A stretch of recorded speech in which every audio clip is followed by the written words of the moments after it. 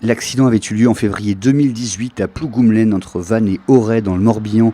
Le camion d'un chauffeur-livreur de 38 ans avait violemment heurté un bus arrêté sur la bande d'arrêt d'urgence et une collégienne de 15 ans, unique passagère du bus, avait été tuée, déclenchant une vague d'émotions.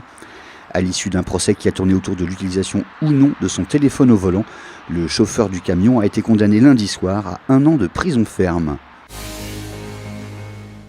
Mobilisation contre le Celtic Interconnector, le câble électrique sous-marin devant relier la Bretagne à l'Irlande. Deux camps se font face. À l'ouest, la commune de Cléder, pour qui le choix de Crarzu, site remarquable et préservé, est rédhibitoire et qui souhaite voir le dit câble toucher terre à Portneuf, à la limite avec la commune voisine de Sibiril.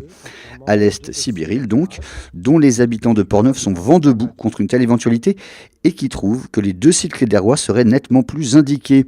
À 3 semaines de la clôture de la consultation du public, la pression monte, décision attendue pour l'été prochain. Saint-Brieuc passe à la vitesse supérieure pour la vidéosurveillance ou vidéoprotection comme on voudra. Le conseil municipal a acté ce lundi soir la mise en place d'un dispositif de 45 caméras au centre-ville. Les 11 existantes qui seront rénovées, l'intégration de 5 déjà en place dans des parkings et l'installation de 29 nouvelles. Les vifs débats n'y ont rien changé et le dispositif d'un montant de 750 000 € a été approuvé. Spectaculaire exercice antiterroriste ce mardi à l'Arena à Brest. Scénario, une tuerie de masse vient d'avoir lieu et il faut évacuer blessés et rescapés, joués cette fois par quelques 250 étudiants. Une centaine de pompiers, 80 policiers et 60 personnels du SAMU ont été mobilisés pour l'occasion.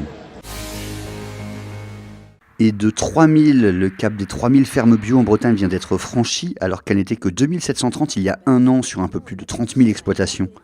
Cela représente un triplement du nombre de fermes bio en 10 ans et désormais les 3/4 des communes bretonnes en comptent au moins une. Un quart de ces fermes se consacre à la production laitière, un quart aux légumes, un quart aux autres élevages et un quart aux autres productions.